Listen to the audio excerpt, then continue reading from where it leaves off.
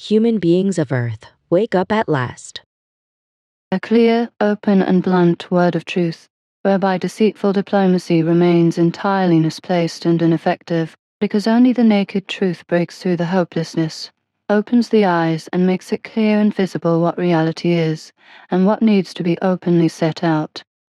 Only in this way can it become possible for an effective, a peace-oriented approach can come about and become a central component of truly genuine government, public administration and the running of public authorities, representations and those carrying out their duties without a lust for power, arrogance and a thirst for domination, know-it-all behaviour, harassment or an obsession with regulations. 48.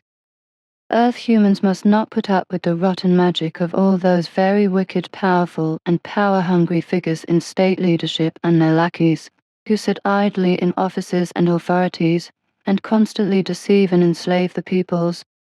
Wicked greed for money and those obsessed with power, as well as their wars and tyranny, and the inequality between rich and poor rule the world.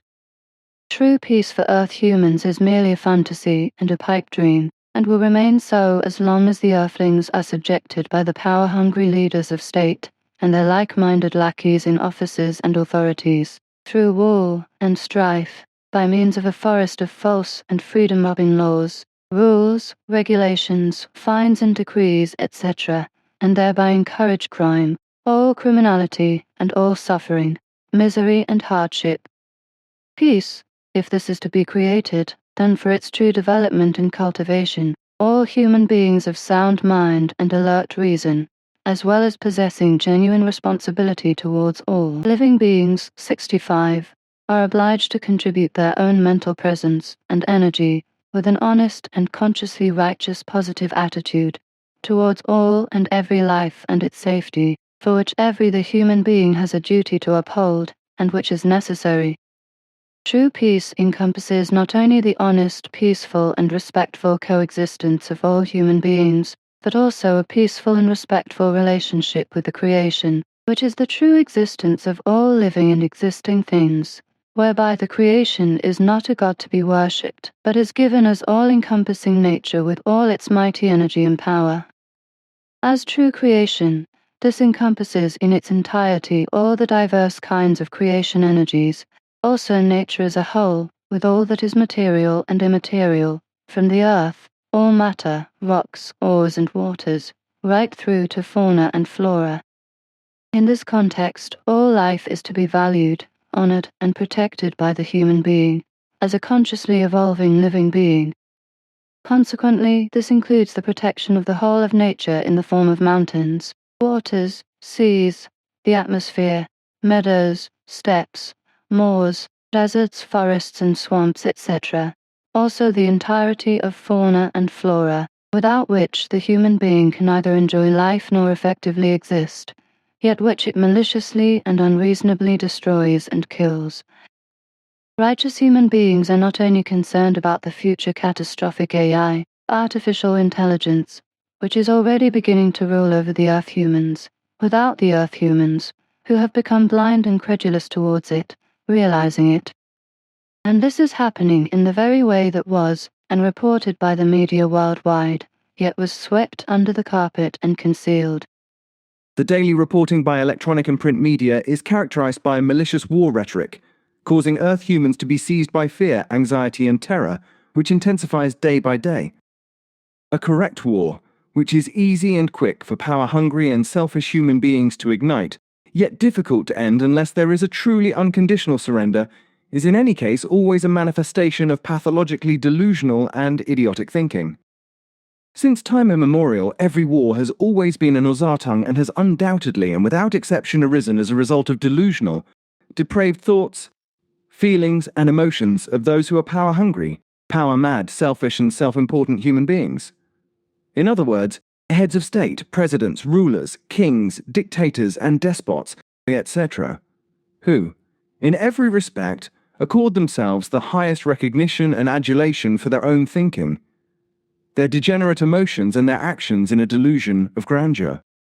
In other words, morally utterly degenerate human beings who, on the one hand, should never be elected to offices in governments, public authorities and corporations, etc.,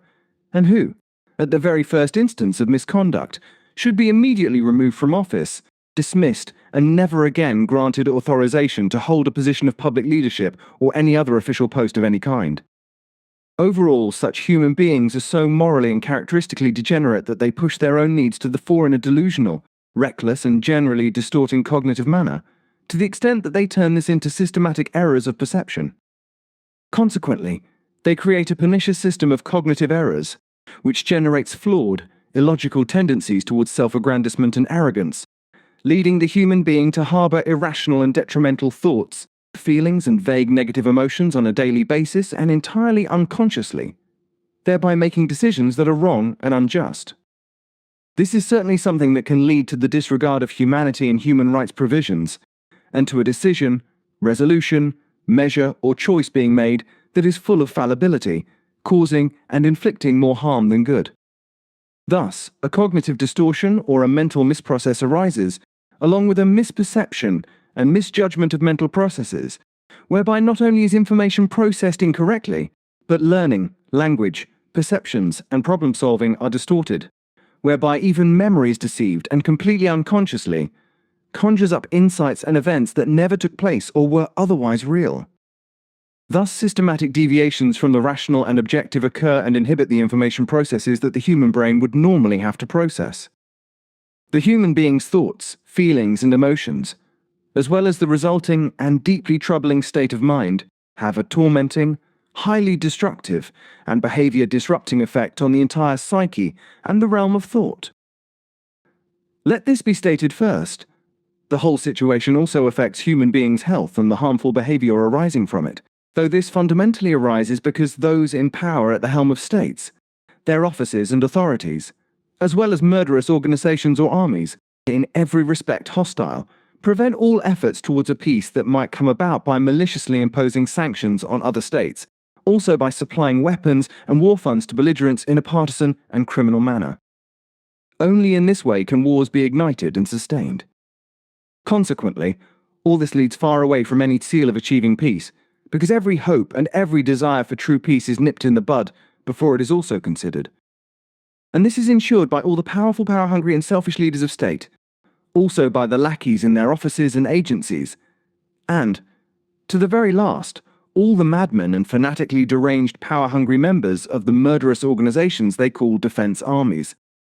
Through all these power-hungry elements, who are in truth unscrupulous creatures who effectively walk over dead bodies time and again, the peoples of the earth have been led into wars, hardship and misery since time immemorial, and have been so endlessly afflicted with suffering that all courage and resistance within them fails and vanishes, leaving them indifferent and irresponsible. Consequently, they no longer dare to stand up against all the blatant injustice perpetrated by the power-hungry leaders of state and their lackeys in government offices and authorities, etc. Thus, it is impossible for solution-oriented action and activity to emerge from the peoples who yearn for true peace and justice and would create them. What has been said so far and what is following to be explained relates solely to the human beings of Earth, whereby I shall cite and attempt to explain problems and topics haphazardly as they occur to me. Consequently, I shall not merely think through and name a single subject in my mind, but various ones. However, it will be the case that AI will counteract everything future that I shall mention, and whatever Earth humans wish to learn from it and do for the better and the good,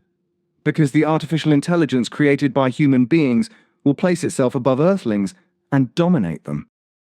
As was clearly foretold by Svarth and myself as far back as the 1940s, this AI will now, in the coming times, completely seize the helm, or rather the leadership, of Earth's humanity and bring upon them a catastrophe which, in their foolish way of thinking, they could neither foresee nor will they be able to manage or avert it sensibly. Defeating AI will only be possible by G-Volt once the humanity of Earth is compelled to turn to the use of reason and finally return to normality, and at last come to realize that they must be governed by righteous and honest leaders, free from those greedy for power and warmongering, those greedy for wealth, and no longer allow deluded and effectively extremely pathological, self-aggrandizing and selfish individuals to rule as heads of state, along with their like-minded lackeys in their offices and authorities. All this, however, will only become apparent in the future, Though I can say, and know that, as a result of the widespread general lack of intelligence, the vast majority of Earth humans will remain utterly inactive in the face of what is to come, allowing the self-serving rulers, the authorities, agencies, financial institutions, corporations and organizations, etc., to do as they please without objection, and indeed without the people resisting, but simply accepting everything.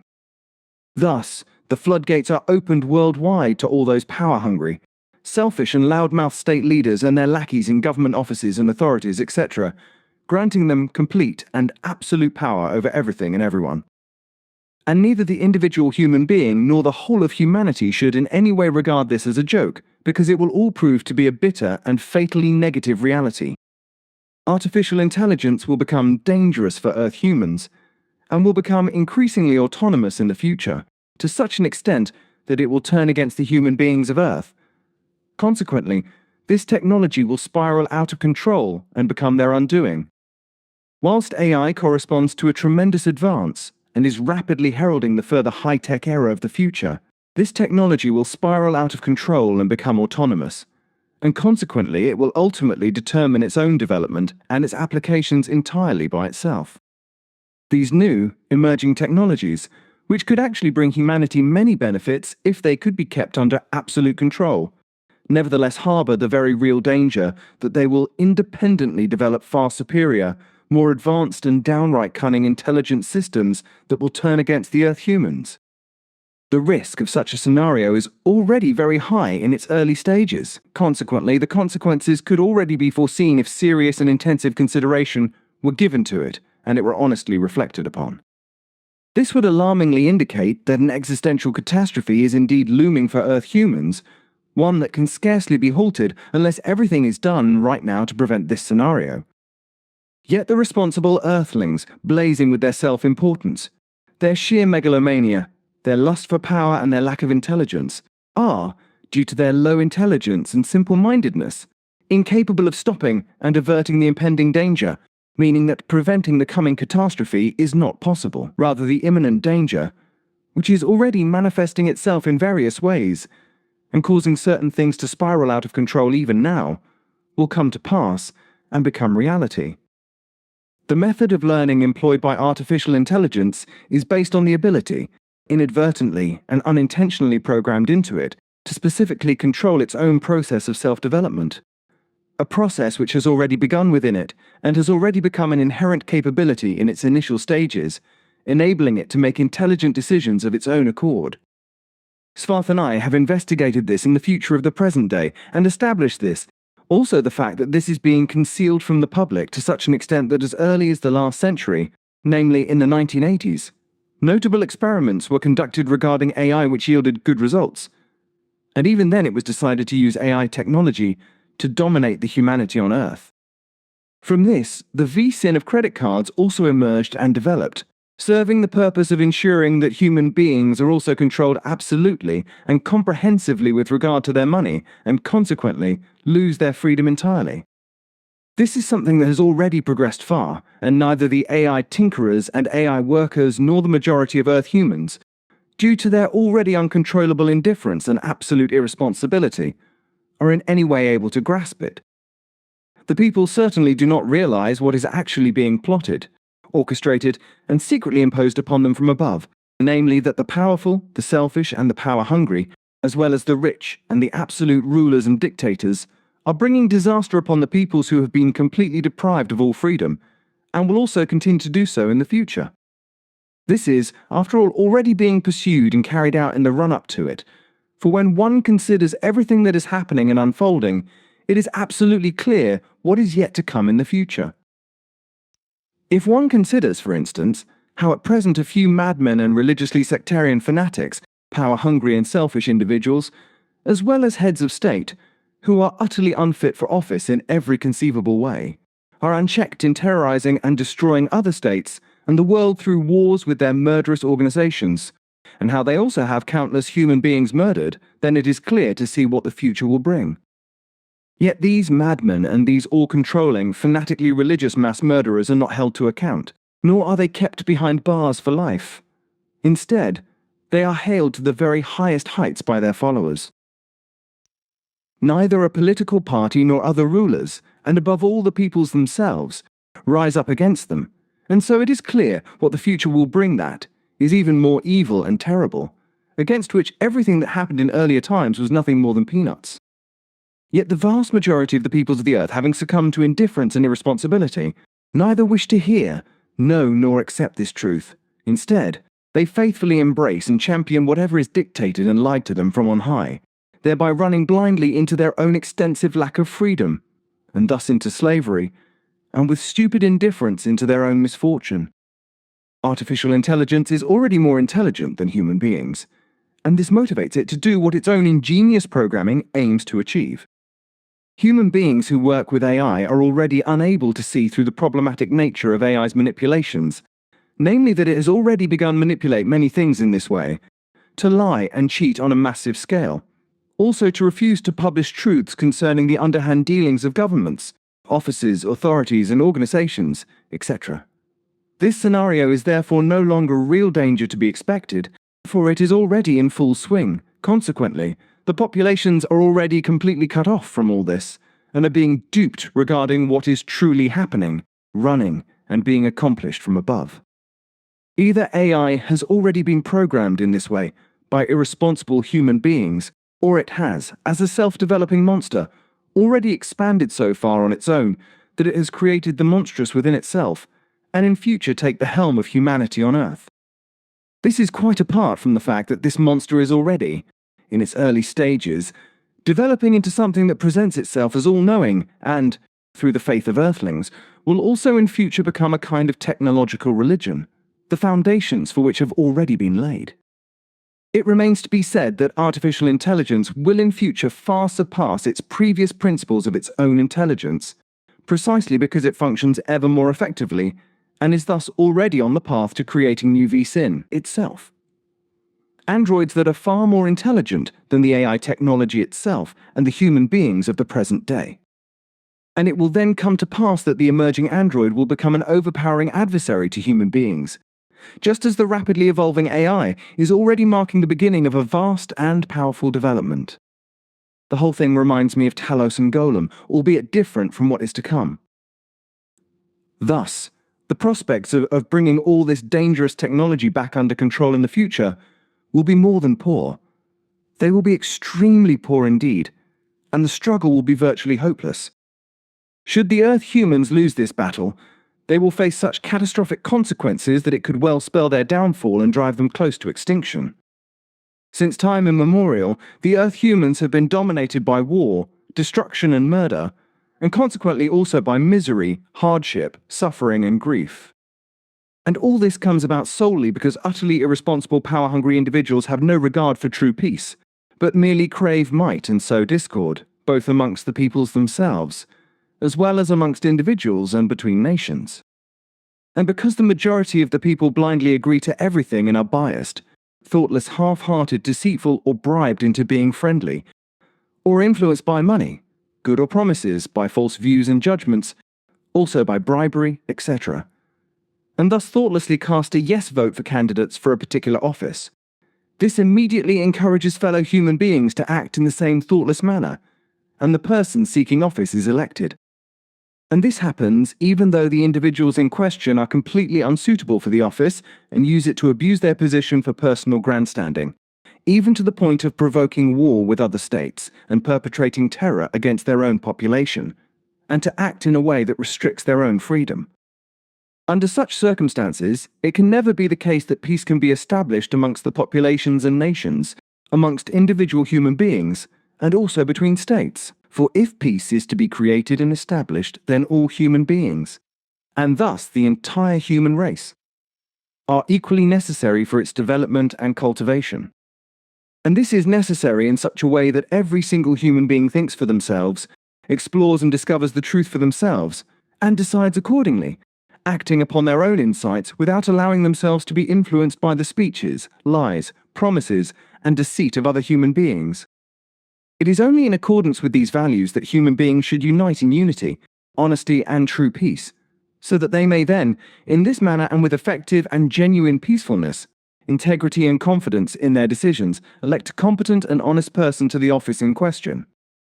Thus, through lack of understanding, ignorance and idiocy, etc., no incompetent person should simply be elected to any leadership positions as heads of state, to any official posts, or within any organizations, etc., who, as those in power, can then, together with like-minded individuals, act high-handedly according to their own will, doing as they please, and this without the people having any say in the matter. The people remain silent out of fear, or, due to low intelligence, simply go along with the stupid and hollow drivel of the power-obsessed in governments and authorities, etc., kowtowing and, as a result of low intelligence, endorsing everything. This is particularly the case when power-hungry and power-obsessed individuals, whether male or female, strive to take the helm of a national government, an authority, or any other leadership position using all manner of rhetoric full of lies and deceit. And when such power-hungry individuals seize the reins of a sought-after leadership role, particularly of a state, or otherwise a government office, or any corporation, within a murderous organization or army, etc., or also within one's own family, etc., then, as a rule, the power-obsessed individual's malicious exercise of power begins, which gains the upper hand and leads to very ugly and despicable consequences. In the case of power-obsessed individuals in state leadership, this usually results in new oppressive laws, rules, prohibitions, regulations, and also all manner of new decrees, etc., being imposed on the entire population, and the freedom of the citizenry being restricted. In organizations and corporations, etc., violent leadership often arises, just as domestic violence, scenes of jealousy, and under certain circumstances, murder and manslaughter occur in families, etc. It is therefore absolutely no surprise that in human beings who have dedicated themselves to power and violence, such as heads of state, public officials or civil servants, military personnel, security officers, heads of households, husbands and wives, etc., their profession in this regard, which they know how to conceal from the outside world through lies, deceit and pretense, then erupts once they have achieved their seal. They then give free rein to their power-hungry behaviour when, for example, they can exercise might within the family, at the helm of the state, or in some other office or authority, and, consequently, can display their leadership maliciously, like the devil himself, either openly or in secret. This is the case in national governments, in offices and organizations of many kinds, but also privately within families, etc. The discussion so far regarding power-hungry persons is about those who play their power games in governments, offices and organizations, as well as within families. However, the focus is primarily on those who have mastered the art of effective rhetoric. And they can do this without anyone hindering them in this craft. Indeed, it is chiefly the preserve of those who aspire to lead a state or hold some other public office. For it is they who are masters of rhetoric and have it down to the last detail, namely the art of persuasive communication, which is linked to linguistic techniques as well as to many structures of argumentation, and also to individual body language, movements and gestures, thereby beguiling listeners who are not fully in command of their own intelligence, independent thought, and responsible self-determination, and who consequently allow themselves to be lulled into complacency out of sheer idiocy and low intelligence. Now, those driven by a lust for power from which all female and male individuals who practice honest and upright rhetoric are excluded and by no means included, and consequently we are speaking solely of human beings who have truly succumbed to the lust for power, power-seeking behaviour, self-importance, and the desire to dominate, who strive for and also exercise all this with great vigour whenever they assume a leadership role in a state or public office, a government department, a company or organisation, etc., a corporation or a community, a marriage, family, or any other relationship. Thus, there is absolutely no mention of human beings who are righteous and who, with conviction, cultivate righteousness and humanity to the best of their ability and means, are clearly and unquestionably, through their own fault to false self-education, extremely disadvantaged and intellectually deficient in life, also if they have acquired certain skills and a certain amount of knowledge through vocational training. In terms of character, through their misguided and unrighteous self-education, they have moulded themselves into thoroughly despicable, unscrupulous, power-obsessed and selfish individuals, thereby degenerating into such depraved human beings that they will stop at nothing to achieve their ends, as the saying goes. And that this is indeed the case is proven by the history of humanity since time immemorial, also by the present day, where unscrupulous, power-hungry individuals, selfish and unscrupulous individuals who sit at the helm of state, trigger wars and bring death, hardship and suffering upon humanity, as well as bringing horrendous destruction upon the world, thereby also destroying large swathes of nature and wiping out parts of the fauna and flora. And such power-hungry and murderous elements are elected with great fanfare by sections of the population lacking in intelligence into the leadership of the state, as well as into other government offices and public authorities, etc., whereupon they then brazenly and insolently harass law-abiding citizens who unjustly comply with false legislation, rules and regulations, etc., unjustly harass law-abiding citizens. And the voters among the populace are so idiotic, lowly intelligent, and simple-minded that, when one corrupt and unfit power-hungry, self-important, selfish and misguided leader of the state is voted out, due to their own inability to think and their consequent inability to make decisions, in short, elect the next similar, power-hungry and corrupt individual as the next misguided head of state, thanks to his cunning, sycophantic rhetoric of lies. All those human beings who strive for might are very cunning rhetorical liars, deceivers and without exception,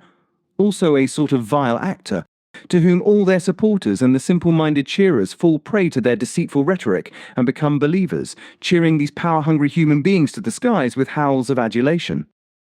This is to give them their vote of approval, though they fail to realize in any way that, due to their own lack of intelligence, they are being thoroughly deceived. The whole affair, however, turns them into hopelessly dependent followers of the power-hungry, which is why it binds them together absolutely and unconditionally, leaving them completely and ruthlessly at the mercy of these power-hungry individuals. And when, after a certain time, the realization of the truth dawns on those afflicted by a lack of intelligence, then nothing can be changed. For supporters who later realize that they have fallen for power-hungry liars and deceivers and have succumbed to them, and who now suffer harm themselves as a result of the latter's exercise of power, it is then too late to reflect on their own low intelligence and seek to change the situation, assuming the capacity and ability for independent thought even exists.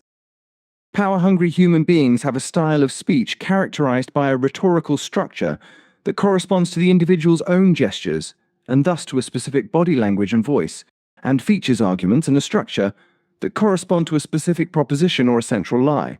which is geared towards purposefulness and is intended to provide solutions to problems. The rhetoric of power-hungry and deceitful egoists is, without exception, deceptively pragmatic in structure, yet entirely deliberately fraudulent in its factuality, and likewise ostensibly solution-oriented and deceptively practical to handle. These rhetorical lies are sometimes presented in a poetically deceptive manner as emotional expression, yet always formulated in such a targeted manner that the somewhat intellectually deficient human being is gullibly hooked, can be deceived by flimsy explanations and words, falls for it, and agrees with the whole of the deception. They are so mean and deceitful that, in order to achieve their power-hungry desires and goals, they feign love for certain persons and even fawn over them,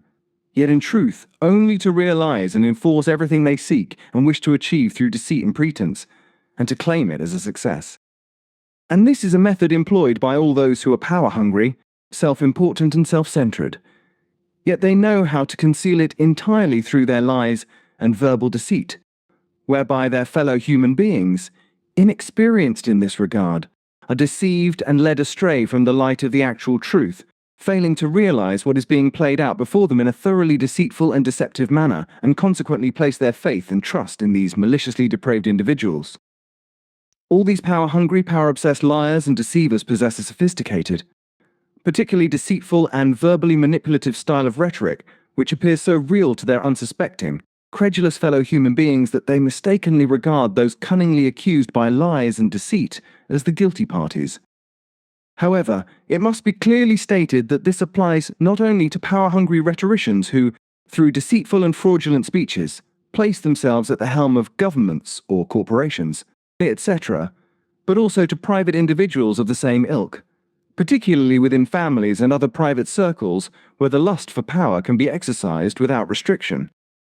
And this is practiced wherever the deluded power-hungry wish to and are able to wield their might, or engage in otherwise deceitful and fraudulent rhetoric, in order to then exercise their might within the state, which manifests as oppression, discord, brazen lies, insults and terror, with new laws and rules, regulations, decrees and oppression, etc., against one's own family and subordinates or the population, and continues in this vein. In the worst cases, this deceitful and fraudulent rhetoric even culminates in wars against other states or in terror against one's own population, which does not obey and comply as the power-hungry rhetorician had envisaged. However, this can also apply in one's own family, as well as in schools, clubs, organizations, firms, corporations and groups, etc. However, and this must be absolutely clear, this does not in any way concern honest rhetoricians of good character of either sex, whose sentiments are fundamentally rooted in peace, tranquility, freedom, honesty, and integrity. Through the power-hungry individuals, skilled in the art of acting and the art of deceitful and fraudulent rhetoric, who, as utterly incompetent leaders, seize might over states and understand absolutely nothing of nature, which sustains all life, or of the entire fauna and flora, the majority of Earth humans is driven into the roaring abyss of misery. Through them, all listeners of limited intelligence are seduced and convinced by deluded and mendacious misinformation, and compelled to accept necessary decisions and to give their consent, without the human beings misled in this way by the rhetoric of the power-hungry realizing that they are being thoroughly deceived. This is particularly true when hostile sentiments are involved, such as regarding a religious or secular belief, a particular political stance, a social class, or any territorial areas, property, or assets, etc., which the power-hungry wish to seize for themselves. Rhetoric also comes into play in everyday life, even within one's own family through a powerfully dominant family member, in workplaces, in schools, in murderous organizations, or the military, in negotiations, etc., and so on. Wherever rhetoric is employed, the art of effective speaking, oratory and persuasion. Decisions are made solely according to the will of the person, and resolutions are passed based on the rhetorician's display of power. This person plays the absolutely central role of presenting their will to power, their desires, aspirations, and their usually associated delusions of leadership, which is also clearly and unmistakably evident in their voice, their speech, and their body language. And the vast majority of Earth humans falls for these deceitful, lying, shifty, and extremely power-hungry elements, fawning around them, even allowing themselves to be conscripted into state-mandated murder organizations for murder, assassinations, executions, and destruction, etc. Human beings also, thoughtlessly, blindly and foolishly, particularly for anything designed to benefit the rhetorician. All independent thought and decision-making becomes pure fantasy, and due to the subservience and dependence of the human being who has succumbed to belief in the power figure employing rhetoric, it becomes virtually impossible to free oneself from this bondage. This dependence and the near impossibility of human beings breaking free from power-hungry and power-obsessed rhetoricians and their lies and deceit correspond to a delusion and an addiction,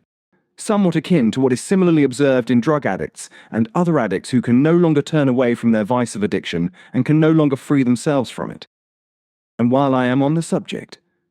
many of the addicts who use various narcotics, other poisons, plants and medicines to feed their addiction and loiter about, living in delusions and wild fantasies as well as in hallucinatory states and having lost all sense of reality, languish in misery and wretchedness and effectively perish. This, whilst many succumb to crime in order to buy their intoxicating drugs or other intoxicants, which are illegally trafficked worldwide by organized crime syndicates in quantities amounting to many hundreds of thousands of tons, also privately, and then sold to criminal dealers and peddled by them to drug addicts via middlemen and small-time dealers. Thus, crime and criminality flourish worldwide, with human trafficking, adult prostitution, organized child prostitution, and utterly unscrupulous sexual abuse of children by both sexes, parents, relatives, friends, acquaintances and foreigners, also often accompanied by extremely vicious psychological and physical abuse, as well as murder in many cases. The peoples of the world remain completely passive in the face of all this serious global crime. Also the rampant private and organized criminality of every conceivable kind that plagues the world. Everything is accepted with indifference and utter irresponsibility by the female and male populace. Perhaps it is noted here and there through TV reports and media coverage, but that is the extent of it, for what does it matter to those who are not affected by it? It would, however, be correct for every single righteous human being in every community to go through life with open eyes and ears and with all their senses alert, observing what is happening, so that they may immediately take non-violent action on their own initiative to put a stop to it whenever something criminal, unlawful or dangerous, etc., is perceived. This should effectively be the responsibility and duty of every upright human being of both sexes. And the responsibility should be the same, to call for help from fellow human beings immediately, without delay or hesitation, or, if necessary, to mobilize the police or other security forces. It is never enough to leave everything solely to the police and other security forces, who are constantly overburdened with work, for it is urgently necessary that every single woman and every single man assists in every conceivable effort to uphold the law and maintain order, and does not simply pass everything on to the police, who are already overburdened with all the crime and criminality. Personal initiative is therefore more than urgently required. Also, the indifference and irresponsibility of the human being must be combated and cast aside, so that one may turn towards concern, care and diligence, involvement and engagement, as well as impartiality, equality, harmony, affection, peace, freedom, integrity, harmony, compassion, friendliness, sympathy, warmth, etc. Yet all these noble values are, in truth, completely absent from all selfish people, and naturally from those who are power-hungry, power-obsessed and self-important, though they do, through rhetorical lies, wild gesticulation, theatricality, and also with thoroughly calculated, beguiling gestures, unscrupulously whitewash this and attempt to fraudulently cast the truth of their lust for power and the true, broken sin of their character, which has been severely demolished, shabby, and degenerate through self-education, in a perfectly good, radiant, and bright light. Power-hungry individuals of every kind use their rhetoric and body language to project self-assurance, display emotion, and come across as authentic and committed. These power-hungry rhetoricians, who wish to play upon or exercise their might, never shy away from present their rhetoric with lies and deceit in order to also effectively assert their lust for might, particularly when they are endorsed verbally or in writing, such as via ballot papers, by intellectually weak listeners who have been duped by rhetoric, and are granted the might they have deceptively sought through lies and deceit. Rhetoricians are capable of conveying deceitful, fraudulent, and impressive messages, through which they convince all the human beings who believe their lies and deceit, elect them to the positions they aspire to, and hoist them, as utterly incompetent and power-hungry individuals, into the post they seek. In addition, however, there are many well-known examples of the use of rhetoric, such as those also found in advertising and political debates, also in the strictly private sphere, with particular emphasis on the realm leading to marriage and other forms of cohabitation. Unfortunately, in this regard, deceitful and fraudulent rhetoric is very often employed, resulting subsequently in vehemently malicious domestic guffault, nasty marital abuses, rapid divorces and separations, and jealousy, also disputes, hatred, strife, revenge, retaliation, murder, and manslaughter, etc. Truly something that has since increased more and more, just as crime, criminal acts, and their global organization have, since the humanity on Earth began to multiply rapidly and develop into overpopulation from the year 1700 AD, which today, in the year 2026, is only slightly more than 300 million short of the sheer mass of a 10 billion strong humanity. The fact that religious beliefs still play a very significant role in this, chiefly the misguided belief in the rebirth of a deceased person, creates not only confusion but also all manner of injustice perpetrated by the believers. Since time immemorial, reincarnation has not been understood as the birth of a new personality, and certainly not as the rebirth of a deceased human being, but rather as the continuation of what a teaching had imparted or conveyed. In very ancient times, thousands of years ago, the continuation of a teaching after the death of a teacher was called versitation. Unfortunately, I do not know the origin or language of the term, but my teacher Svarth explained to me that over time this is what gave rise to the term personation, and later the term persentation, and ultimately persist. According to Svarth, this term is said to mean something like to persist in the teaching, or to remain steadfast in the teaching, or the teaching shall endure. However, according to Svarth, linguistic changes and translations from the original language of the term gave rise to the words to carry on and to live on, whilst persistence continued to exist and endure. Over the course of millennia, linguistic translations gave rise to the terms to carry on and to live on, whereby, as a result of the processes and transformations of linguistic terms, everything was altered more and more. This gave rise to the term to lead back, and ultimately to that of to return, and the return, whereby the term was ultimately transformed into rebirth, a term which has ultimately survived to the present day and completely distorts the original meaning. And with the following, I also come to explain in detail that all of this is the reason why, shortly after the teaching of Nocedemian began to spread on the earth, various would-be preachers continued to use the traditional, erroneous terms rebirth and incarnation, as well as reincarnation, etc., and everything was referred to as it was understood at the time. This also applies to the fact that this or that person, for example, propagated the distorted teaching as a rebirth of the Nocedemian, whilst wisely conceding the fact that this rebirth did not refer explicitly to the person in question, but to the line of teaching of the Nocedemian. This occurred because everything was misunderstood, and the line of teaching of the Nocedemian was erroneously and incorrectly attributed to his person. Consequently, the line of teaching was mistakenly interpreted as reincarnation. Thus, during the 1940s, Svarth issued orders on several occasions that, due to the false doctrine concerning reincarnation, action should henceforth be taken in such a way that the false doctrine of the alleged reincarnation, or incarnation, which had already been raised millennia ago as a result of misunderstandings and fantasies, be exposed as false and clarified only very gradually.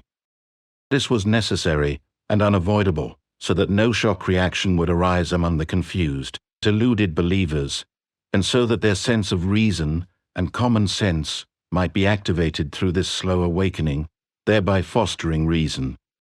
However, this is only possible through a gradual clarification of the true state of affairs, which will require not merely years or decades, but even centuries. This will also be demonstrated by the fact that even in the third millennium, esoteric and other sects, and their lies will continue to perpetuate the false and misleading doctrine of so-called reincarnation and lead all human beings who believe in it astray. Svarth went on to explain that the human beings of Earth must first be enlightened very slowly regarding the effective truth, because they have been led astray since time immemorial by false teachings based on fantasy, etc. First, they must be made to see the falsity of the doctrine of reincarnation, and thus also the general, far-reaching false teachings and delusional beliefs of religions and sects, regarding the delusional belief in an imaginary God, as well as in so-called gods. This, Svarth explained,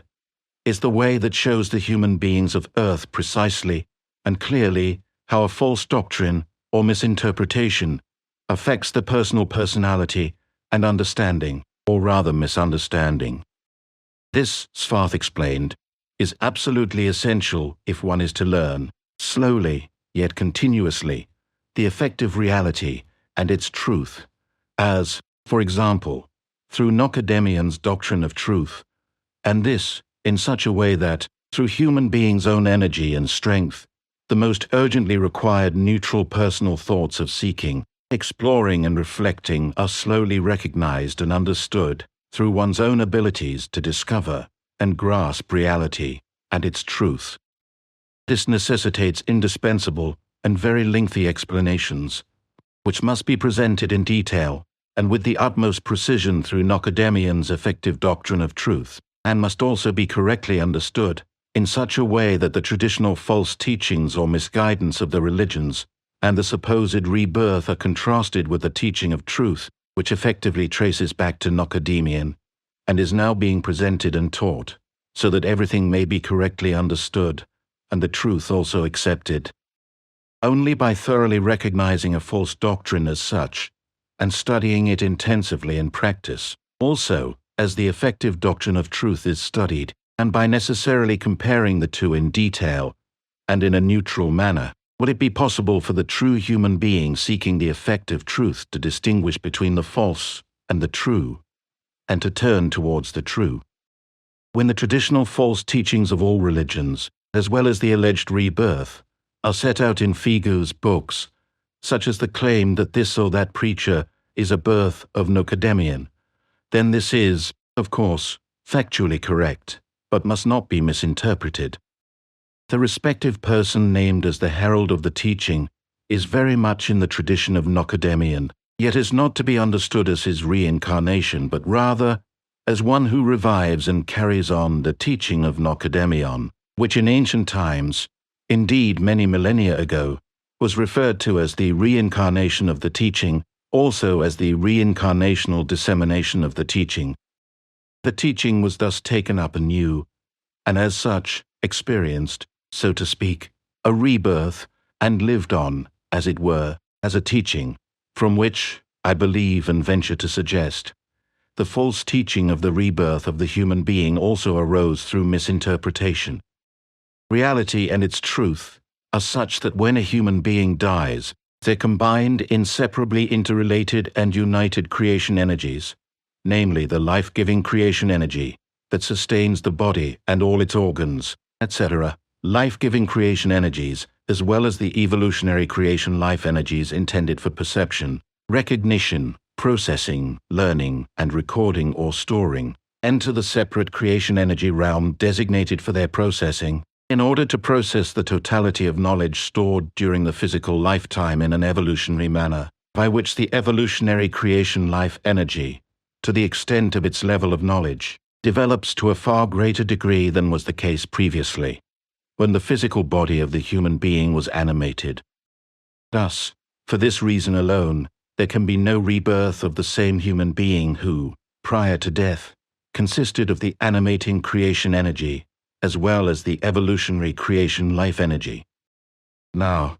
due to the higher level of knowledge, the transformation into a new and intellectually more developed person occurs quite naturally,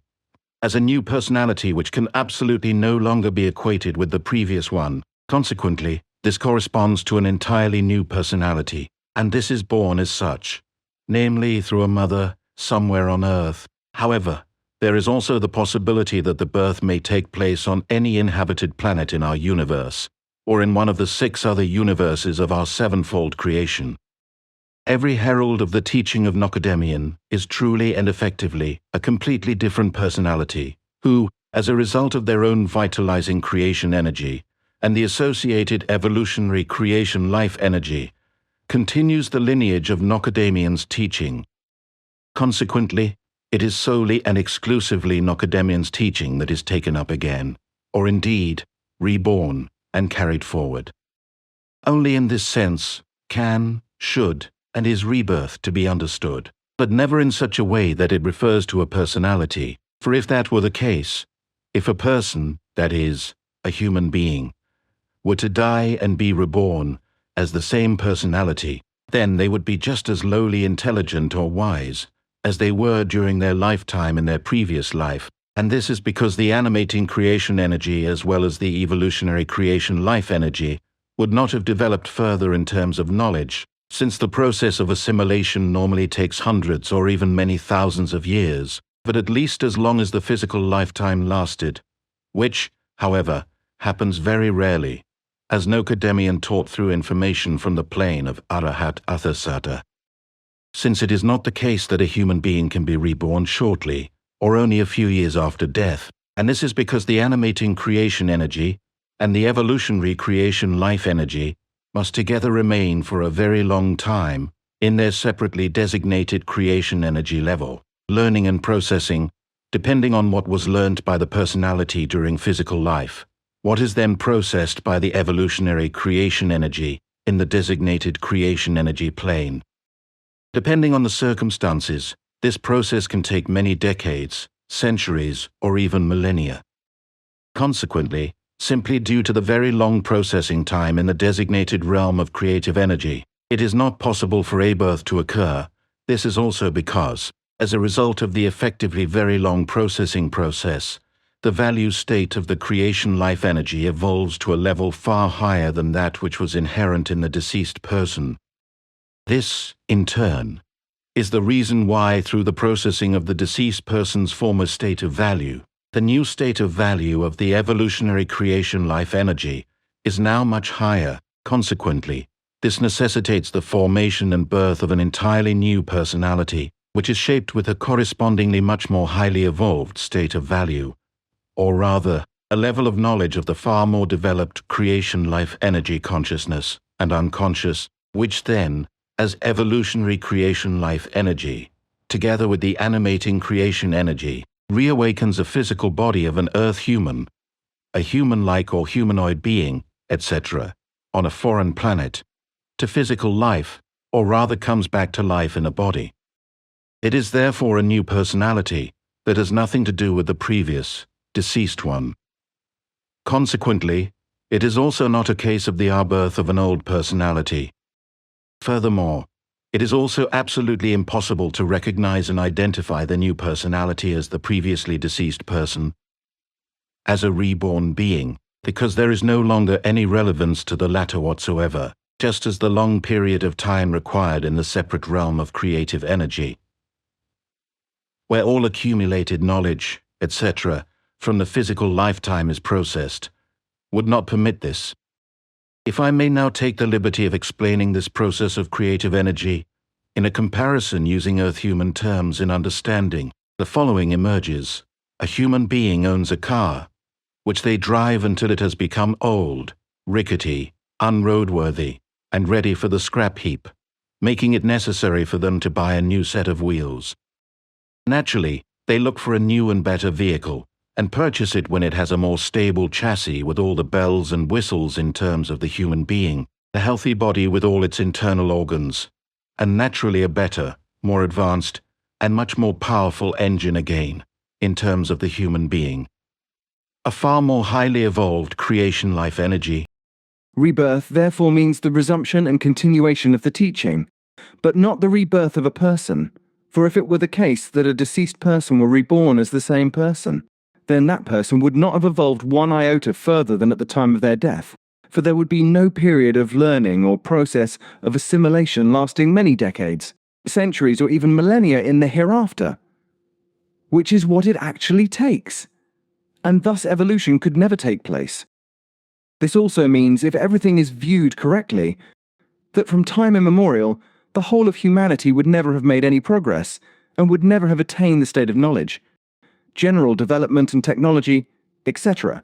That exists, and is a reality today. To explain this, let us take human beings themselves as an example, and in the following way. When a person reaches the age in their youth when they must attend school to learn for their future life, they have already acquired a certain basic knowledge regarding the life they have lived, as well as this and that during their past years. However, this is normally not sufficient for them to cope with their entire life. He is therefore still a child and has a great deal to learn, for in effect his total state of knowledge is still very insignificant. This can only become more significant and elevated when he processes what he has learnt so far together with new knowledge and becomes more knowledgeable and capable. Through this, his insights into his knowledge and abilities, and the values of his physical consciousness and subconscious grow and increase substantially. This means that, through his learning and processing of what he has learnt, he no longer remains the same human being in terms of knowledge, but through learning, processing and knowledge becomes a different, new human being, who is then equipped with a completely expanded potential for knowledge, and who no longer has anything in common with the previous ignorant and inexperienced self, but now possesses a higher level of knowledge, and if I may say so, slowly matures and becomes a completely different and new human being. Being born again does not, therefore, refer to a human being being reborn, but to the understanding in ancient times that the teaching is passed on within the same lineage, just as the human being taught and proclaimed it before their death. To explain this further, it means that the line of teaching continues in the same way that, for example, Heine anyway took over from Simon anyway during his lifetime or before his physical death and continued the line in the same manner. In this way, the line from Simon anyway continues through Heine anyway, and his line of teaching is passed on to the next person, and this is then passed on to the next, and so on. None of the preachers, whether female or male, is a reincarnation of a previous preacher, for the rule is that a messenger enables themselves to do so, or is recognized and chosen for the role by someone else on the basis of their own specific abilities. A messenger regarding the teachings of the Nocedemian is therefore not predetermined and cannot be passed on through inheritance.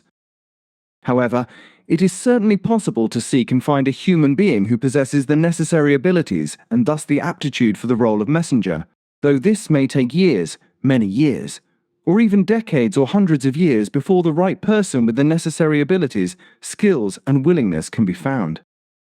But now back to the situation where the lust for power, ambition, and selfishness take precedence in the quest to attain positions of power. Before all this can be realized, there are preceding evil and wicked machinations and alliances of irresponsible human beings, for example when women and men, women and women, or men and men join forces. Also when leadership positions in government, public offices, authorities, companies, associations, corporations and organizations, etc. are sought. This is often achieved through rhetoric employed in a malicious, deceitful and fraudulent manner, possibly accompanied by excessive gesticulation, etc., when something that corresponds to this nature is sought, which ultimately leads to all manner of adversity and even to open or insidious murder, as well as to war.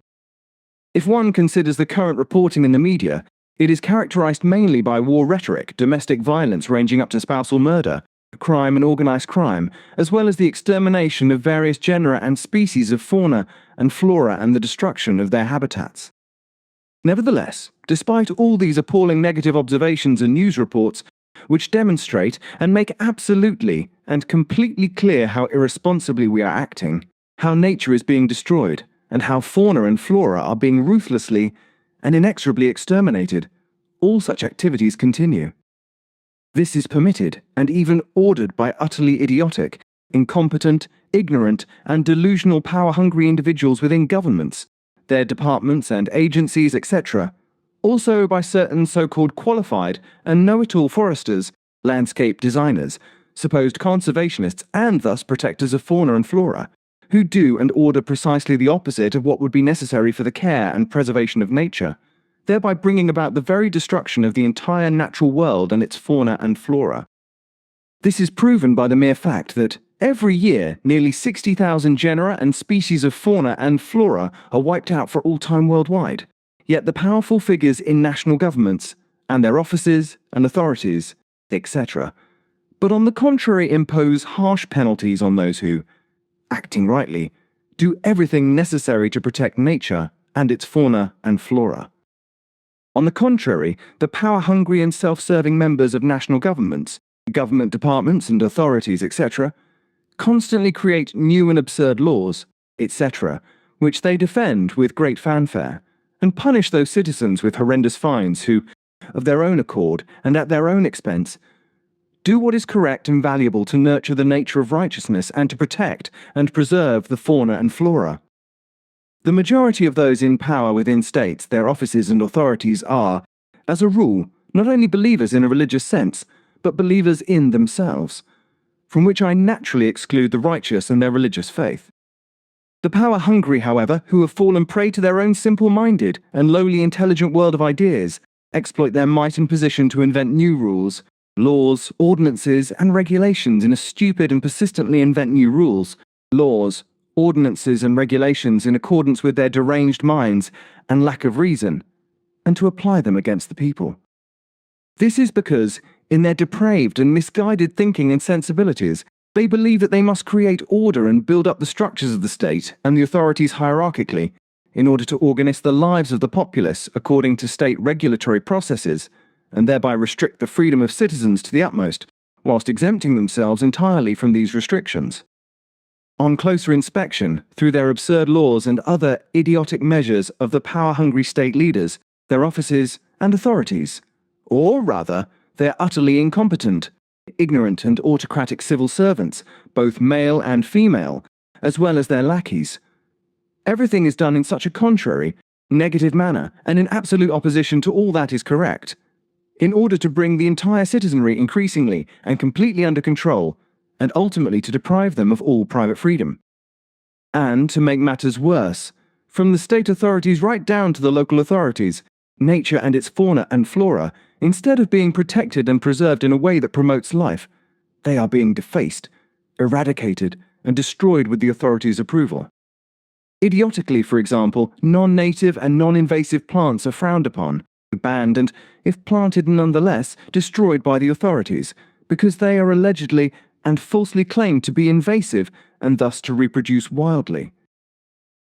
Yet the fact that they actually enrich the native flora and fauna and would prevent much of the impending disaster in the future as a result of climate change is something the fanatical invasion haters, in their idiocy, are incapable of properly considering. Consequently, these lapis are also incapable of realizing that, sooner or later, exotic plants will establish themselves independently due to climate change and become native here in Europe, and thus also in Switzerland. This alone clearly demonstrates that they are incapable of thinking rationally or understanding nature, not least because they lack any real knowledge of how nature works and of its diverse flora, particularly non-native plants, and also do not make a sincere effort to acquire the necessary knowledge.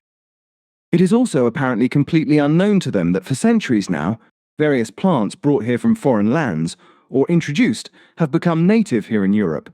and thus also here in Switzerland. They do know something about certain plant genera or species, but by no means everything they have not been able to verify.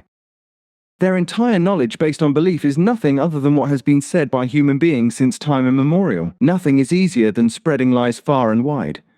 Yet lies have short legs, for the truth comes to light sooner or later. Those who crave power are to blame for the fact that the earth is overburdened with a 10 billion strong surplus population, and is being ruined by wars and schemes to encourage overpopulation. And it is idiotic and utterly irresponsible that governments are still demanding their populations urgently produce more offspring, even though the Earth is already around 20 times more overpopulated than the planet is designed to sustain, which is 500 million to 530 million. This idiotic demand is no doubt rooted in the utterly depraved, superficial thinking of those in power, who, in their moral and power-hungry depravity, want more tax revenue for their own corrupt enrichment and for their murderous organizations, so that they can wage wars, or at least preemptively. The planet is being plundered of its resources on many occasions for the sake of these murderous organizations, in order to manufacture weapons and other war material. This causes dangerous damage to the Earth's magnetism, also to the atmosphere, the climate, the entire natural world, and thus also its fauna and flora. However, this does not concern those in governments and authorities who indulge in the lust for power, greed for money and avarice. For all that matters to them is the fulfillment of their lust for power and their degenerate, insane greed for a vast and immeasurable fortune, which is usually accompanied by very vile corruption. It is precisely in this context that everything leads to all manner of wrongdoing, to everything dying out, whereby, alongside the power-hungry in government,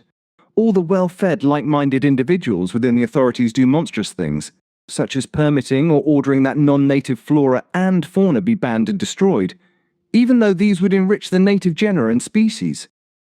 Or these unscrupulous elements within the authorities, from which, of course, the righteous are always excluded. Irresponsibly order or permit farmers, etc., to clear away scrub and trees, etc., near streams, on stream banks, river banks and lakes, etc., even though these are vital there for a wide variety of natural life forms. This is despite the fact that nowadays the human being ought to be grateful for every leaf of a shrub, a bush, a tree, and every plant whatsoever that grows and exists, because these counteract the poisoned atmosphere, into which all manner of toxins invented by Earth humans are freely emitted, in particular CO2 from the exhaust fumes of vehicles and chimneys of all kinds.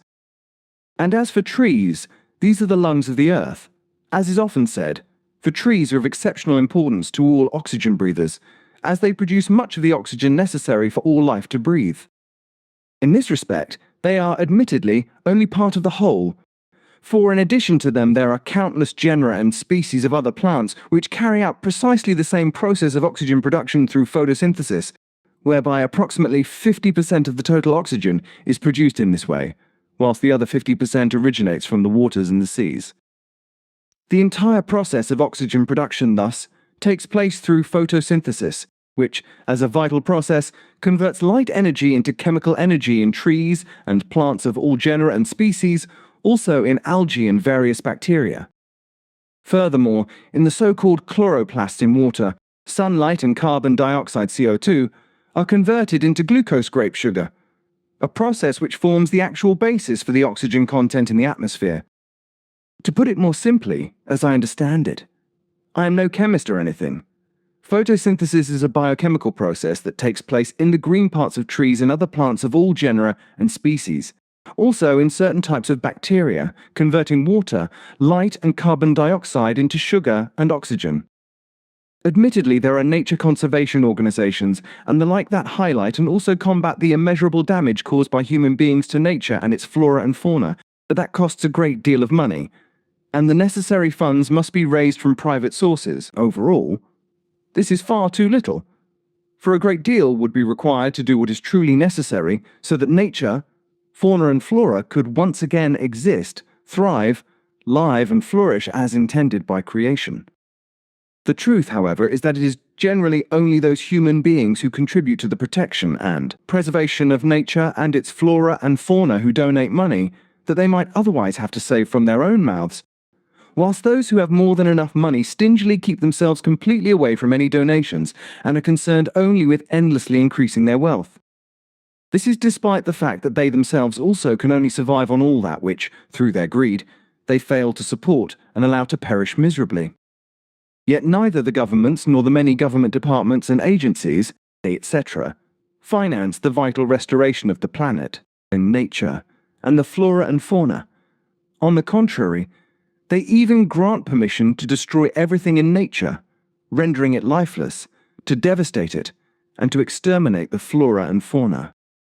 They do this by granting permits to build on land, to clear forests, to build on the resulting areas, to destroy them, and to eradicate the flora, as well as to spoil and take away the fauna's habitat.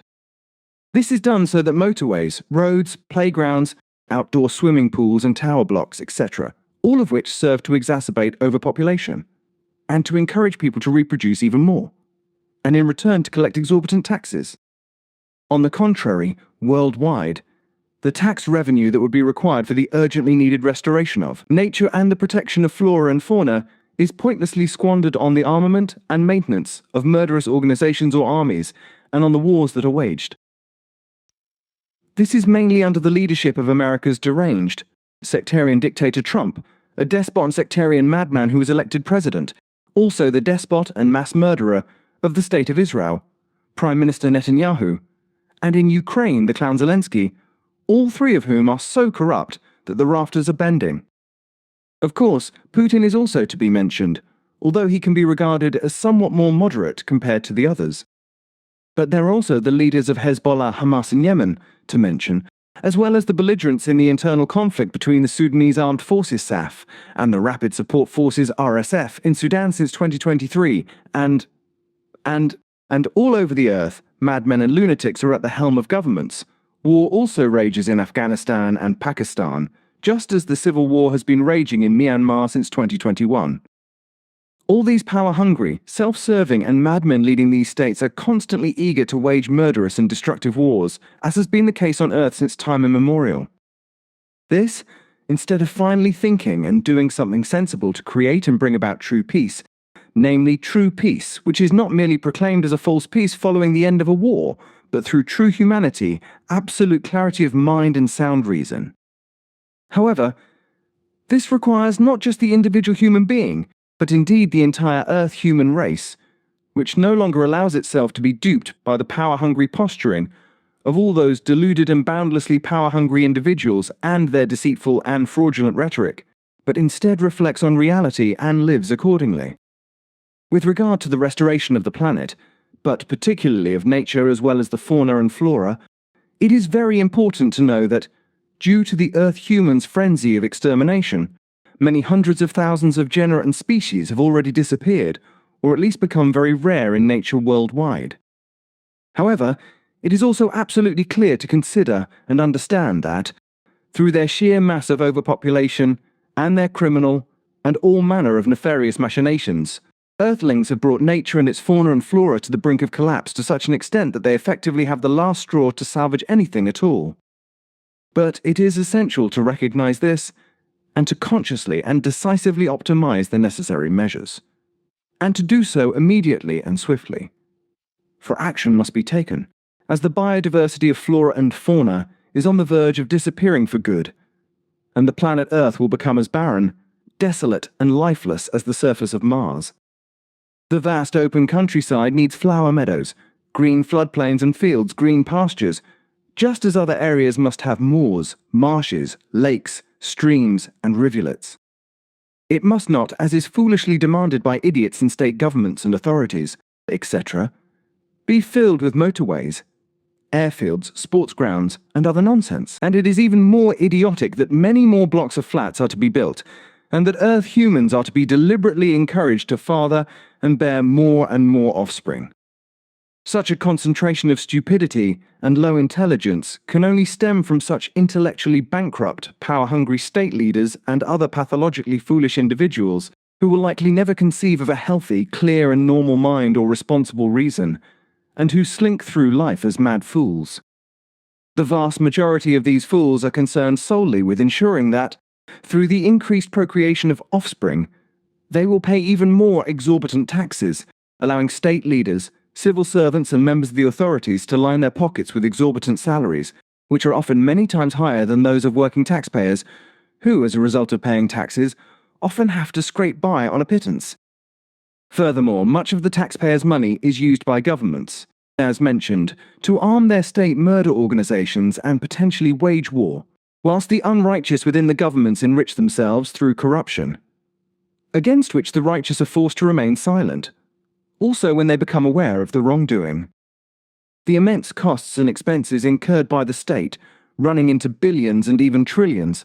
must in turn be borne by all taxpayers until lying down to sleep causes them pain. But now back to nature, fauna and flora. For years, nature conservation organizations, animal welfare groups, bird protection societies and the like have been doing something, though not enough, in various countries, though not worldwide, in their attempts to help nature and its fauna and flora get back on their feet. But what is being done is merely a drop in the ocean, like one falling on a hot stone. Moreover, as a rule, everything is financed solely by private individuals with a sense of responsibility, for the relevant states and authorities, etc., shy away from their duties and contribute financially, if at all, only with meagre handouts that are truly nothing more than alms. Yet the whole of this, what is being destroyed and, in part, permanently annihilated by the boundless arrogance, low intelligence, idiocy and lust for power of the Earthlings, by their wars and the insane machinations of sheer overpopulation, and what is also being done irresponsibly, costs countless billions and trillions of francs, rubles, euros and dollars, etc., just for what is still intact and can be restored, or is still halfway repairable. Yet contrary to these vast financial resources being used sensibly for the restoration and for the protection and preservation of the remaining fauna and flora and their biodiversity, which has not yet been entirely, senselessly destroyed, government administrations are foolishly squandering much of the money on their murderous organizations, their armament and wars, etc., also on the construction of utterly pointless car tunnels and motorways, sports grounds, outdoor swimming pools, and other nonsense. Likewise, the authorities follow suit in a different manner, squandering taxpayers' money and introducing idiotic laws, rules and regulations through which private individuals are punished for doing the correct thing to protect nature and its flora and fauna and to keep them alive for the future. Taxpayers' money is effectively squandered in a foolish manner, instead of being used in accordance with reason, common sense and utility. This includes, for example, the purification of the atmosphere, which has been maliciously poisoned by Earth humans through various toxins such as toxic chemicals, medicines, drugs, fertilizers, industrial chimneys, domestic flues, Colorado too, and much more. Instead of foolishly squandering tax revenues in all manner of ways and fattening up those responsible with exorbitant salaries paid for out of taxpayers' money, it would be correct to grant these loud-mouthed and power-hungry individuals only the same salaries as the hard-working taxpayers. All these very hard-working taxpayers have to scrimp and save every penny, whilst the majority of those in power and their lackeys in offices and government departments, etc., arrogantly regard themselves as superior, and also behave accordingly towards the general public.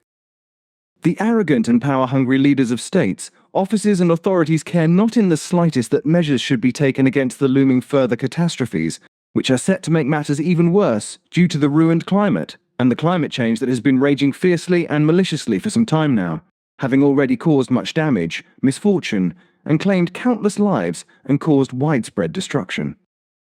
Also, there is no trace of sense or reason to be found in all those power-hungry state leaders, their offices and authorities, etc.,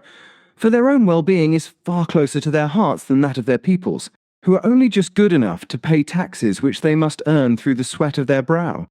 yet which are squandered by the powerful and self-important leaders of state and their lackeys in various offices and authorities in a foolish and useless, indeed even harmful to the planet, the atmosphere and the climate, the biodiversity of all nature, fauna and flora, and are squandered irresponsibly, mindlessly, and schizophrenically. Now a word must be said about true peace. With regard to peace, an ancient thought of Plato has been handed down, which he mentioned in relation to the Roman Cicero. I can no longer recall it exactly as I learnt it in class, but it went something like this. If you want peace, then prepare for war, but do so in such a way that you are prepared, strong, and capable of defending yourself, for only then will you be left in peace. This has been a view and a saying of Earth humans since time immemorial. They have always thought and said that only when strength and might are demonstrated and utilized can interests be asserted. To think and act in this way, however, is a vicious circle, as exemplified since time immemorial by all uprisings and wars, also by all quarrels, all strife and hatred, every act of revenge and retribution, also by all domestic gov-volt, every injustice, everything evil and wrong, base, shameful, unlawful, criminal, and everything inappropriate, etc. Yet this is certainly not the case, for it is certain that Plato was as wrong in his discourse as any human being today is in holding a false view and behaving wrongly if they share this opinion and act accordingly. The fact is that peace cannot be created through what Plato said, for this old view was fundamentally wrong. On the contrary, true peace requires healthy, modern and rational thinking, also different and equal ways for human beings to interact with one another, which creates true transparency and honest trust. There must be no half-hearted compromises whatsoever, which benefit absolutely nothing and no one, but instead cause grave harm to interpersonal relationships. Consequently, other solutions must be sought that deviate entirely from the old ways of thinking, acting and behaving, which have, on the whole, brought nothing but strife, hatred, discord, revenge, retribution, war, murder, death, ruin, and destruction. The true path to a good outcome for Earth humans is for each individual Earthling to free themselves from all forms of belief, whether religious or secular, and consequently, instead of worshipping something in deluded faith that is, supposedly higher than all natural existence, such as the creation of nature, turns towards reality and lives according to its life-affirming laws and principles. The individual must move away from conventional compromise-based thinking and find integrative solutions, or rather diverse perspectives or partial perspectives. Also, many human beings who can be brought together in such a way that a coherent and valuable whole emerges.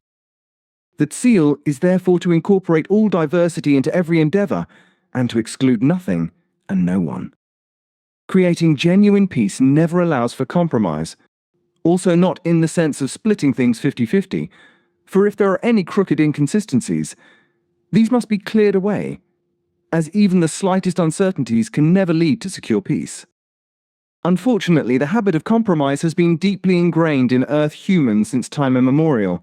and consequently this is never a way to achieve harmony and peace. The question is simply, how does the human being reach a state in which they can create transparency peacefully without being exploited, and without this being interpreted as a sign of weakness?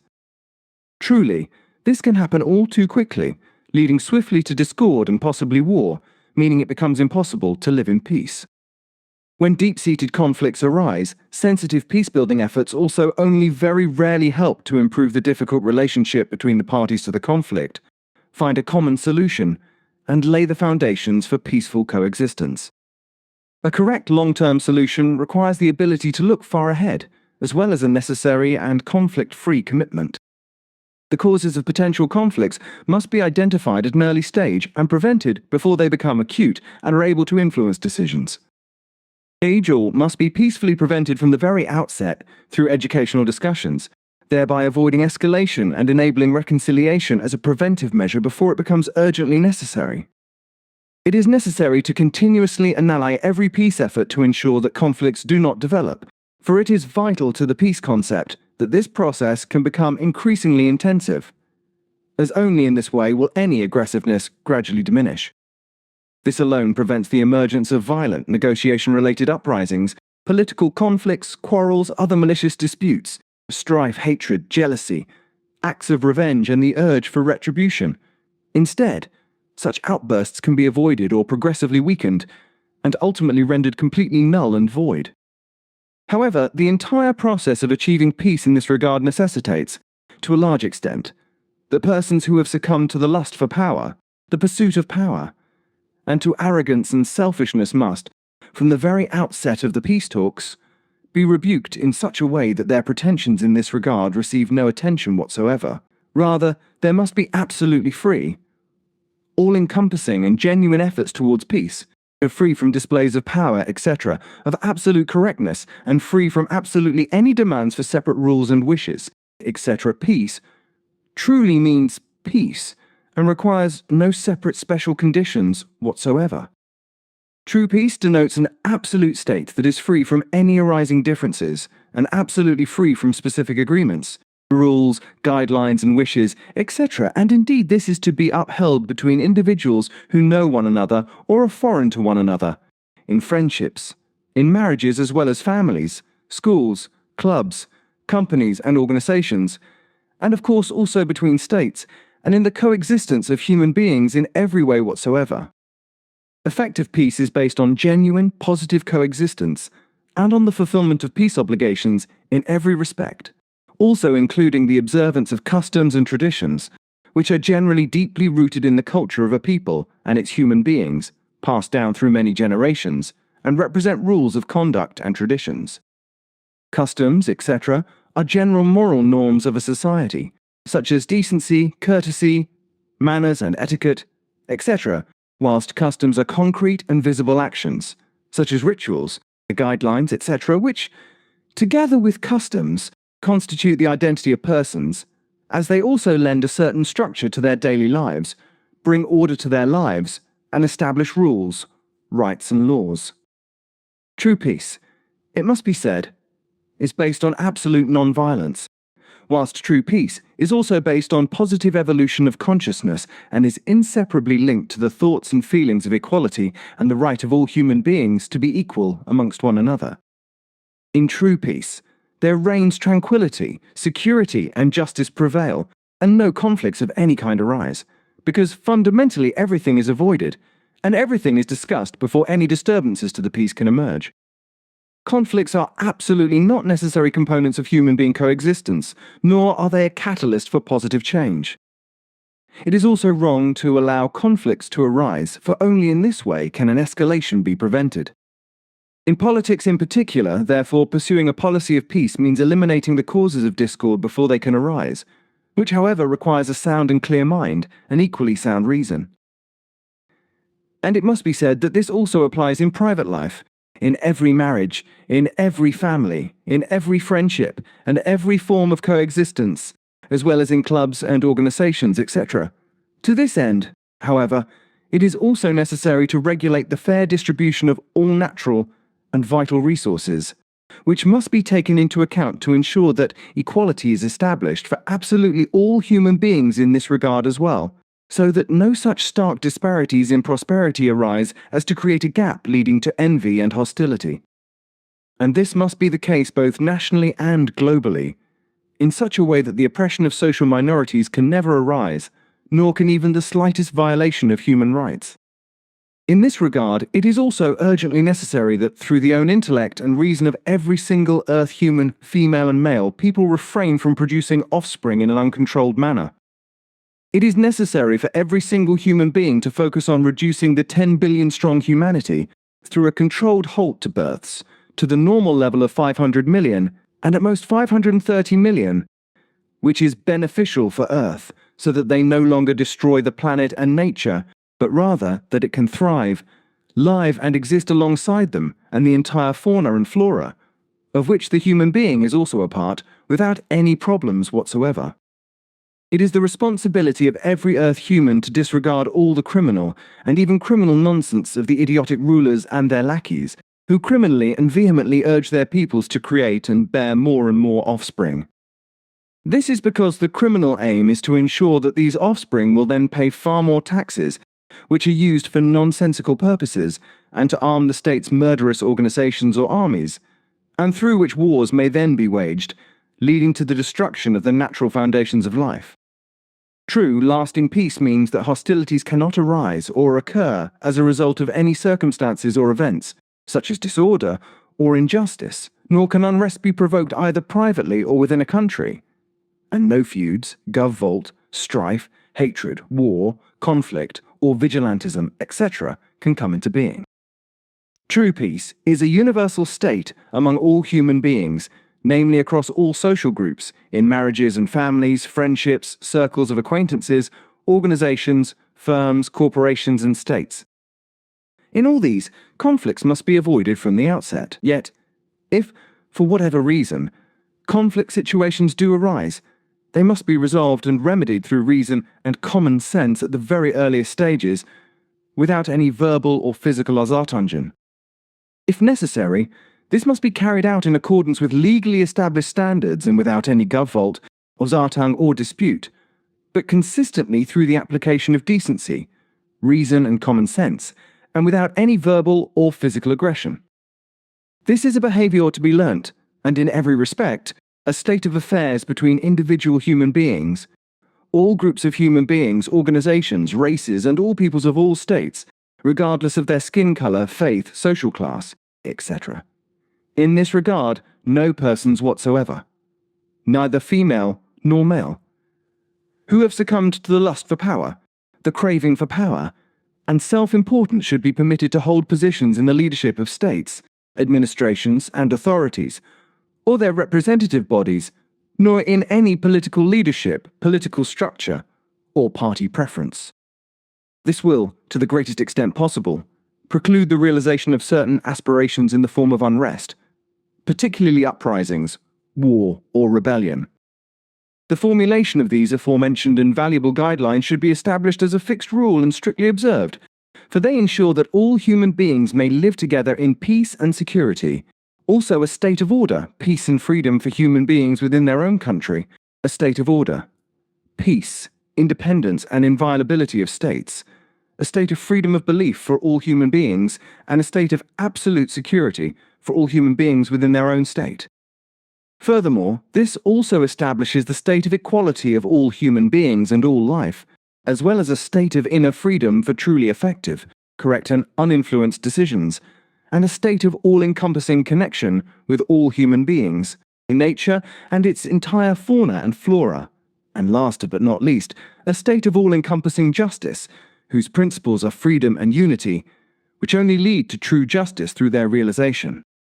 Peace can only arise when the human beings of the earth learn to resolve the first stirrings of conflict, the moment they are perceived, in a completely non-violent and constructive manner, and to bring about positive change from them. True peace is far more than merely the absence of aggression, strife, hatred, quarrelling, revenge, retribution, and war. Indeed, genuine and lasting peace is defined as a permanent state of absolute non-violence, interpersonal and social justice, also based on reason and honest trust, also on genuine and true human rights, and on the recognition and management of emerging conflicts before they can escalate and become acute, so that they can then be painstakingly resolved through constructive conflict resolution. If not, one wonders whether this will even be possible at all. If a conflict is recognized and resolved at its very inception, this brings about a positive fundamental aspect of peace that already seals the overcoming of structural G-Volt before it can even emerge and become a reality. This not only creates security and a prior reconciliation of all parties before these can be called into question and aggression can arise. In this way, peace is created through dialogue and the early resolution and prevention of conflicts, precisely because before conflict situations, injustice, disputes, strife or hatred, etc.,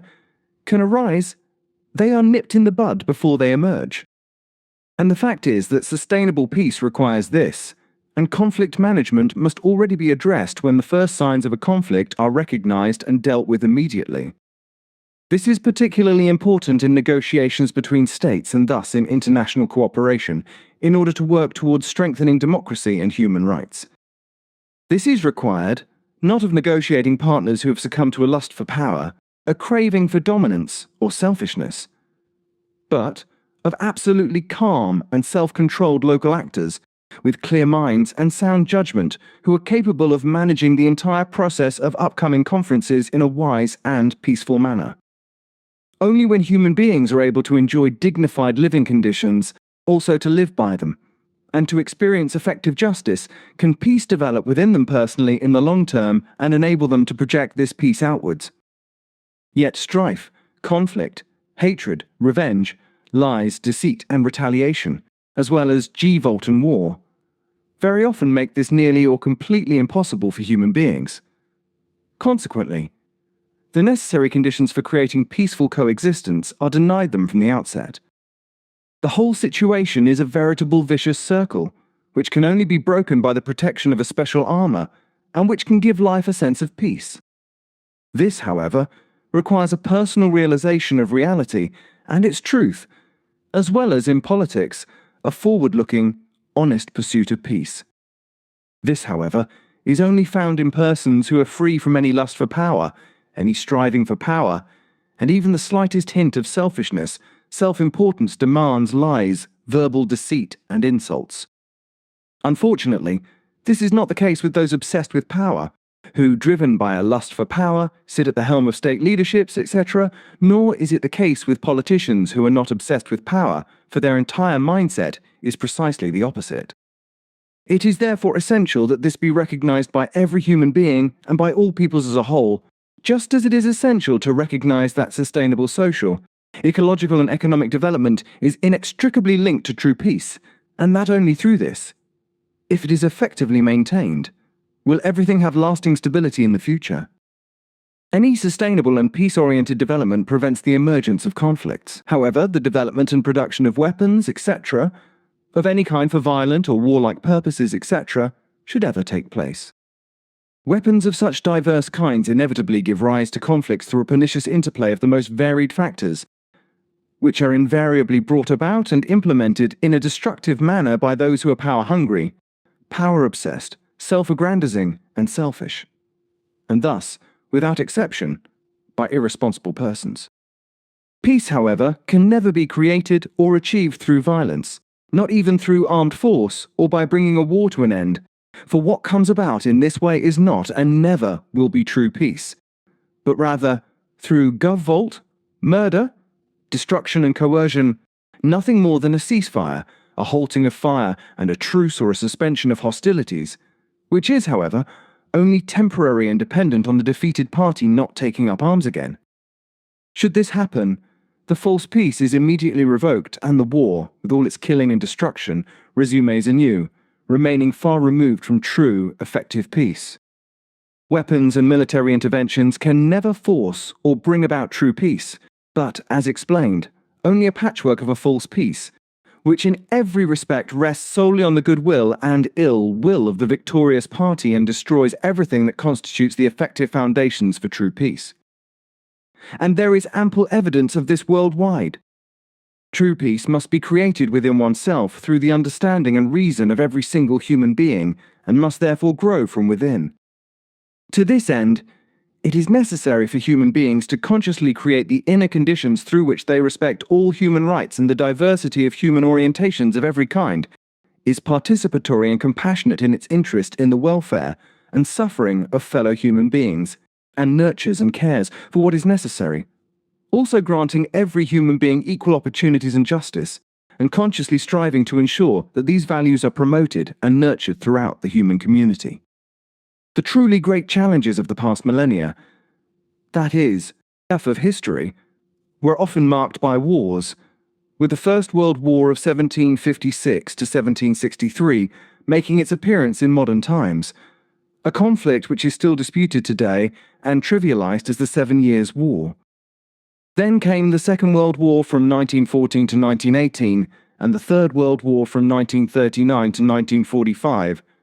as well as the many wars since then, mainly in the eastern part of the planet Earth, and also in the present day, where the war in Ukraine is being waged. Directed by the war-hungry Ukrainian President Zelensky, a clown and actor by profession, yet was started by Putin, the Russian president, because US President Biden wanted the murderous organizations of the USA and NATO to establish themselves in Ukraine, though this is falsely portrayed otherwise by America and Zelensky. But there is also the ongoing Israel-Gaza-Lebanon-Iran war, whose chief conductor is the mass murderer Netanyahu, who also attacked Iran, formerly Persia, with missiles, together with Trump, the hegemonic American president, who terrorizes many states worldwide and acts as if he were the king of the world. Unfortunately, this is exactly as Svarth and I foresaw in the 1940s, and as we have experienced, that from the 1950s onwards, the future would begin to take a very grim turn. This is due to the powerful and power-hungry, as well as the selfish and self-important among the world's rulers, and the growing indifference and irresponsibility of the peoples, as well as the emergence of AI technology, which will take the helm of Earth humans. In the future, everything will change for the worse very rapidly, and there will be ever-increasing global inequalities, also ever more tyrannical machinations by those in power and their lackeys in their offices and authorities, the financial institutions and murderous organizations, etc., who will act so insidiously against the populations that they are to be gradually and completely deprived of their personal freedom and independence. The peoples are to be disenfranchised in the face of the powerful and self-serving nature of all those in power. The populations will only become aware of this through the emerging indifference and irresponsibility when it is too late and all is lost, leaving them unable to do anything about it once they recognize the evil. Climate change, the increasingly blatant destruction of the environment, the destruction of the planet through the irresponsible exploitation of the Earth's resources and the resulting damage to the Earth's magnetism, along with the devastating impact this has on nature, and the extinction of many life forms of fauna and flora, are factors that cannot be remedied to such an extent that the former good state can be restored. To make matters worse, the Earth's raw materials are becoming increasingly scarce, which Earthlings exploit irresponsibly, and to excess due to greed and overpopulation, automatically leading to violent conflicts and wars. A mindset shared by the effectively deranged American president-dictator King Trump, who seeks to seize all the nations of the world through war and other forms of evil govult. This applies particularly to those nations possessing valuable natural resources. Consequently, the risks of hostility are increasing ever more, and existing conflicts are escalating, constantly fueled anew by greed for raw materials and the like. The fact that the Israeli mass murderer is still aiding the American dictator Trump, particularly with regard to Iran, which is being bombed and destroyed by missiles from the American and Israeli murderous organizational armies, costing America around $14 billion a day, with the cheapest missile costing around $1.5 million and the most expensive around $13 million. Like the American dictator Trump and the mass murderer Netanyahu, the warmongering Ukrainian clown Zelensky is no better. He now seeks to curry favor with the Arab states, having already achieved success in this regard by signing a comprehensive defense and technology cooperation agreement with Saudi Arabia at the end of March 2026. As has been ascertained from his mindset, he hopes to make a big name for himself in the Balkan states as an advisor and supplier of defensive drones, etc. Compared to these three,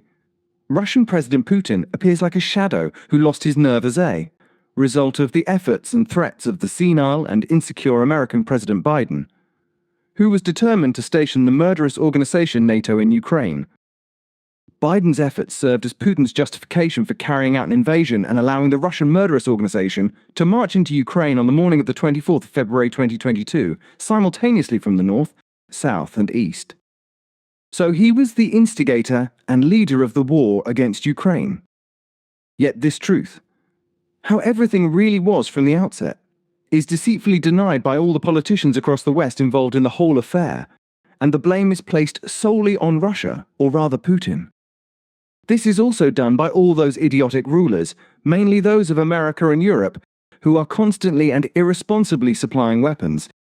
ammunition and money to Zelensky and the corrupt Ukrainian regime, thereby allowing the war to continue and enabling the particularly corrupt Zelensky to enrich himself privately. Consequently, in his lust for war, he is not interested in seeing it ended. Were it not for all this, everything would have been over after barely 3 months, and there would never have been years of murder, rape and destruction. Consequently, all those supplying weapons, ammunition and money are effectively to blame for the murder of tens of thousands of human beings, the rape of many women and girls, the killing of children, and the immense destruction wrought. All this alongside the fact that war-hungry mercenaries and the like, from practically all over Europe and from non-European countries, are indulging their murderous passion in Ukraine with a lust for blood, a fact which is, however, widely kept under wraps. Yet Russia is cursed and condemned because North Koreans and Africans are operating there as mercenary murderers. And how idiotic and biased are all those who, without exception, always take a positive stance on Ukraine, yet, conversely, wave the evil, hate-filled banner against Russia. They are so sick in the head that they cannot recognize why the railing is directed solely against Russia. That the whole of this hatred is deliberately fabricated by all of them, and also vehemently driven by elements who do not want peace in the world, because it prevents them from realizing their power-hungry behaviour and their lust for power, their utterly ruthless selfishness, and all that is evil and misanthropic, as programmed into their wretched character by their own upbringing. This is something all those who, due to their low intelligence, harbour hatred and rage in their hearts cannot comprehend. Consequently, they lose all sense of objectivity, responsibility and truth, and are thus able to display their utterly wretched character to the outside world, a character fundamentally geared towards murder and manslaughter, hatred and depravity, as is characteristic of those with Nazi sympathies. This forward-looking policy does not aim for world peace. Indeed, it will cause the Earth's human beings to multiply globally and, instead of bringing about a good and respectable common good, will bring evil discord and state and financial enslavement, whilst all the foundations of life will continue to deteriorate in the future. Thus, the future will bring many new conflicts. In particular, this is because the underprivileged social class comprises many human beings and will comprise ever more who slip into criminality and delinquency, committing criminal and delinquent acts and deeds, such as fraud and destruction, robbery, theft, burglary, muggings, and increasingly severe gov-vault, right up to murder and mass murder. This will also be done by ruthless killers, the power-hungry, the power-obsessed and the self-centered within governments, heads of state, and their lackeys in government offices and authorities, etc. And there will be others who are morally azarted by nature, because they have trained themselves to be so, and are acting out this self-imposed behaviour, namely by harassing and oppressing the population and individual citizens. The truth is that around 2/3 of all extremely poor human beings do not even live in houses with a roof over their heads, but on the streets and in countries that are often characterized by vicious gov-vault. Efforts to combat poverty and help those living in need there consistently fall on barren ground.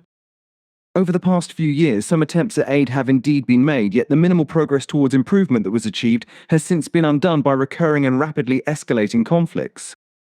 Peacefulness. Efforts towards peace and true peace are the result of a wholesome state of inner calm and tranquility within the human being, which they are able to cultivate into a valuable virtue within their character. This enables them, in a wise manner, to live together, both internally and with others, in harmony, tranquility, equality and security,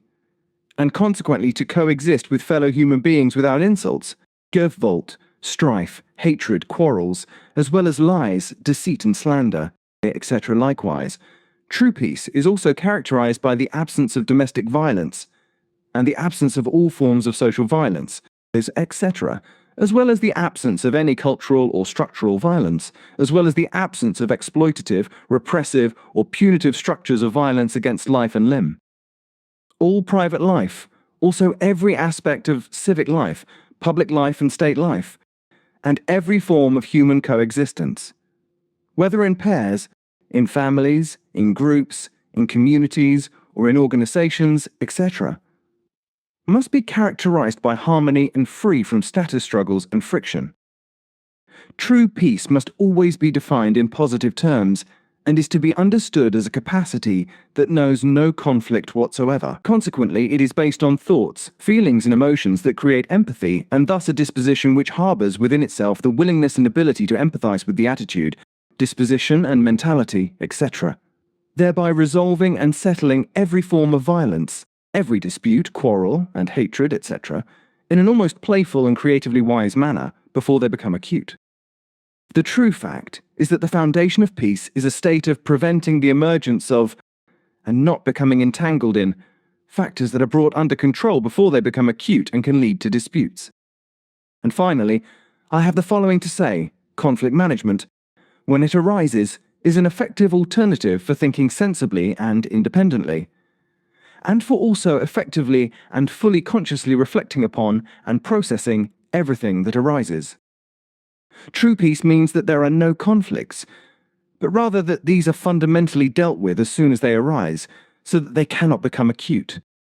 If peace is to be effectively established, then the only way is for human beings to learn this and live by it.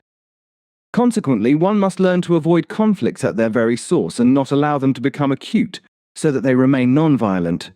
This is, however, only possible if they are identified at their source, dealt with constructively and correctly, and everything is transformed into similar changes through positive thoughts. The human being's own, and, most urgently, extremely early conflict management involves an extremely broad diplomatic spectrum, encompassing a great many non-violent methods which, when dealing with conflicts, are humanely soothing and peace-promoting, and which can also be utilized in politics.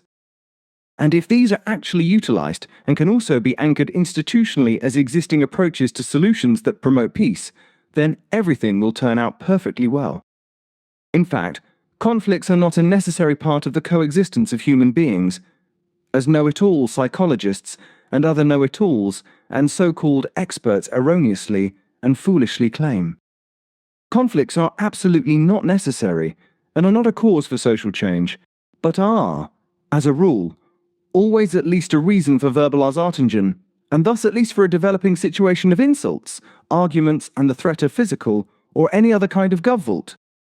It is therefore essential to ensure that the first signs of emerging conflicts are consciously recognized at the very outset through constant vigilance and, rather than being suppressed, are announced with absolute calm and without any emotional influence, and dealt with peacefully and without any agitation, before they can break out in an acute negative manner. If, as a result of wrong thinking, emotional reactions, and a failure to control negative emotions, it appears to a human being that it is impossible to avoid conflicts entirely, this is unconsciously based on self-deception, for conflicts of every kind can be effectively avoided in every instance and under all circumstances. This is because, for if reason and common sense are consciously maintained and calm is preserved, which is certainly difficult, yet achievable through the conscious cultivation of quiet, serene, peaceful, level-headed, tranquil, and all-balancing thoughts, feelings, and emotions,